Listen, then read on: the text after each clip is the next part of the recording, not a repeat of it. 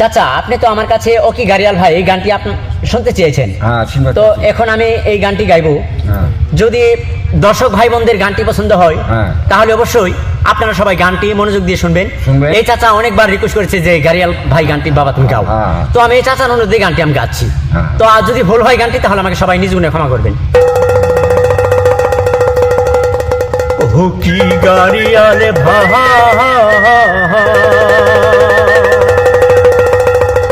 কত রব আমি